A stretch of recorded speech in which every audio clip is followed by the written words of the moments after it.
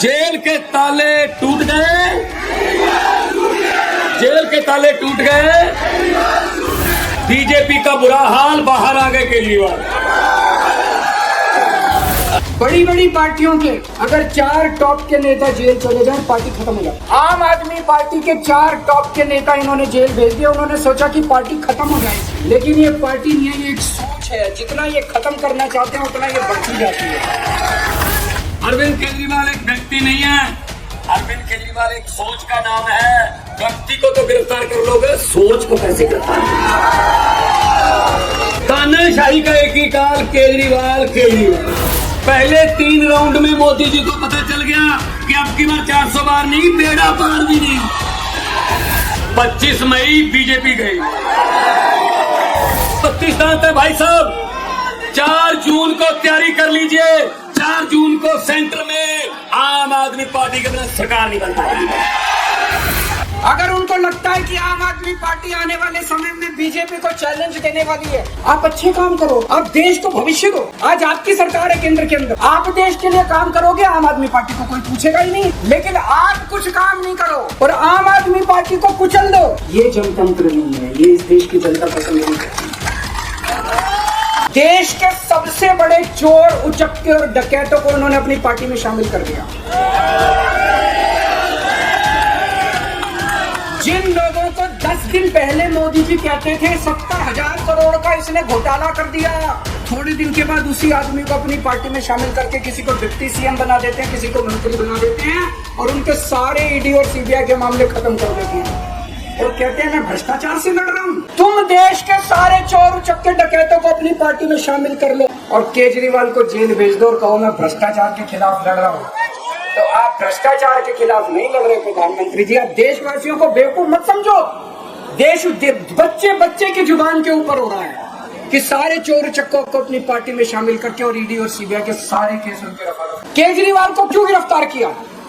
केजरीवाल को गिरफ्तार करके उन्होंने एक मैसेज दिया है सारे देश को, अगर मैं केजरीवाल को गिरफ्तार कर सकता हूं तो किसी को भी गिरफ्तार कर सकता हूं। एक बेहद खतरनाक मिशन चालू किया हुआ है प्रधानमंत्री जी ने, बहुत ही खतरनाक। देश के सारे नेताओं को खत्म करना चाहते हैं मोदी जी और इसको 2 स्तर के ऊपर इस मिशन को चला रहे हैं। जितने विपक्ष के नेता हैं उनको जेल भेजेंगे और जितने बीजेपी के नेता हैं उनको सबको निपटा देंगे, उनकी राजनीति उनको सबको निपटाते जाए। विपक्ष के अंदर आज इन्होंने मनीष सिसोदिया को जेल भेज दिया, संजय सिंह को जेल भेज दिया, सत्येंद्र जैन को जेल भेज दिया, केजरीवाल को जेल भेज दिया, हेमंत सोरेन को जेल भेज दिया, ममता दीदी के कई मंत्रियों को जेल भेज दिया, स्टालिन के कई मंत्रियों को जेल भेज दिया, केरला के सीएम के पीछे पड़े हैं।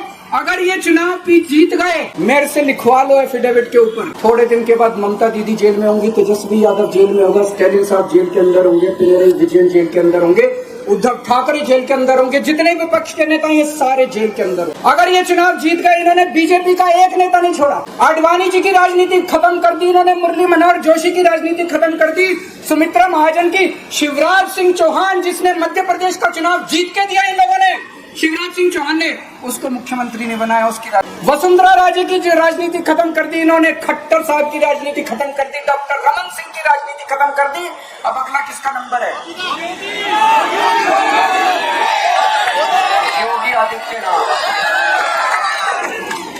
अगर ये चुनाव जीत गए, मेरे से लिखवा लो, 2 महीने के अंदर उत्तर प्रदेश का मुख्यमंत्री बदल देंगे।